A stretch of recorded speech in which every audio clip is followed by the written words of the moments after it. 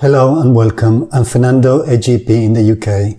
Today we're looking at the new NICE guidance on fecal immunochemical tests, commonly known as FIT tests, to guide colorectal cancer referrals and which represents a change in the criteria for cancer referrals. So let's jump into it. John Smith is 77 and has recurrent rectal bleeding. He has no other symptoms and his abdominal and rectal examination is normal. What should we do next? Should we refer or should we do a FIT test? And NICE now says that we need to do a FIT test. And you may ask yourself, why? If the test is positive, it's not going to tell us anything that we didn't already know.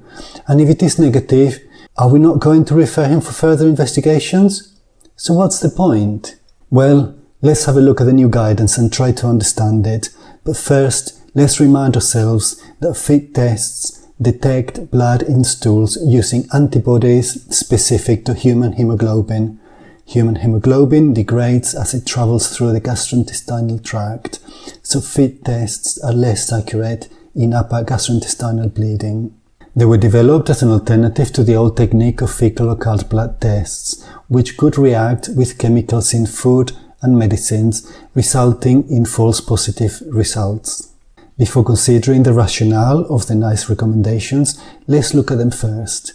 And it is probably easier if we start by looking at when we will not need to request a FIT test, which is when there is a rectal or anal mass or an unexplained anal ulceration. They are what NICE refers to as red flags or bypass symptoms, meaning that they will trigger an automatic urgent cancer referral. And what about an abdominal mass? Is that a bypass symptom? Well, yes and no, depending on how you look at it. It is not a bypass symptom, given that you should still request a FIT test, because if it is positive, it will point towards a colorectal cause, and it will help us refer the patient to the appropriate service. But, and this is a big but, we're going to refer the patient regardless of the result. So if the result is positive, we will refer to a colorectal service, and if it is negative, provided that we have a clinical suspicion of cancer, we will refer them urgently to another secondary care service. Which one will depend on our clinical judgment. However, if we have concerns that the patient may delay or not engage with a FIT test because of any reason, we should consider making the urgent cancer referral without the FIT test. And now let's look at when we will organize the FIT test. And please note that some of these clinical situations would have triggered an urgent cancer referral according to the old guidelines. Also, we need to remember that a FIT test should still be offered even if the patient has had a negative result through the screening program, because the thresholds are different. So a FIT test should be requested for adults of any age with an abdominal mass, a change in bowel habit, or iron deficiency anemia.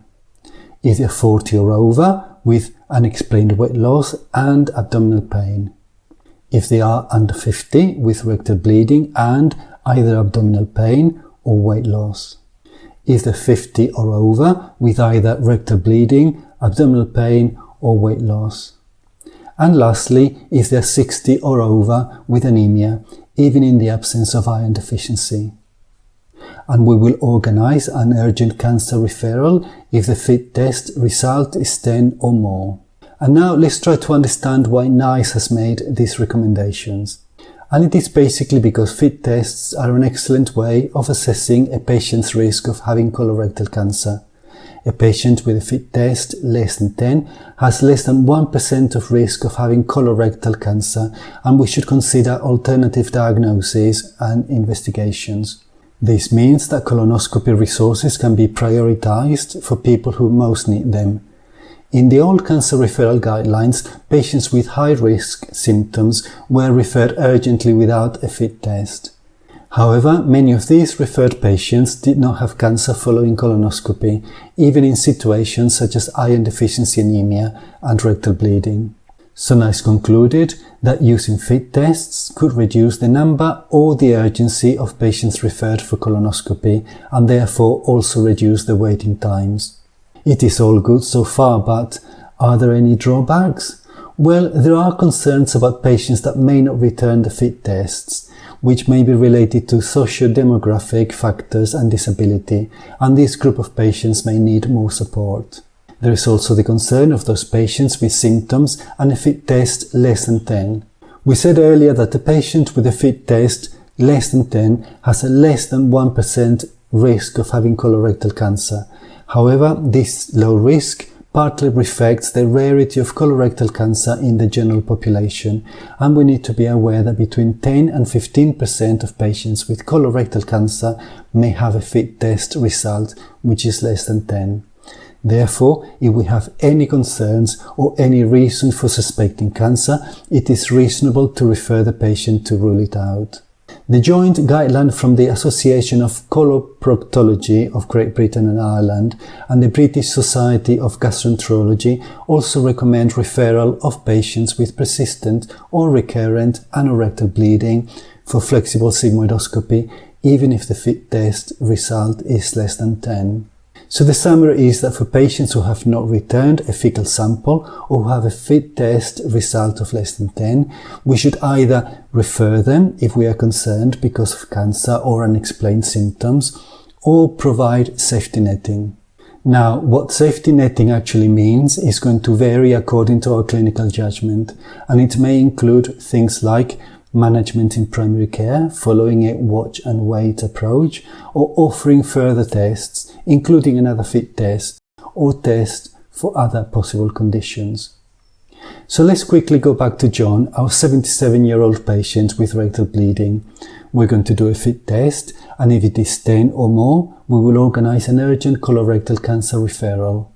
And if it is less than 10, we will refer him for further investigations, possibly a flexible sigmoidoscopy. The urgency of this referral will depend on our clinical judgment. The take-home message is that fit testing is, despite imperfections, the best method that we have to assess the urgency of a referral to exclude colorectal cancer, but we can still refer if we think that it is necessary. We have come to the end of this episode. Remember that this is not medical advice, and it is only my summary and my interpretation of the guidelines. You must always use your clinical judgment. Thank you for watching, and goodbye.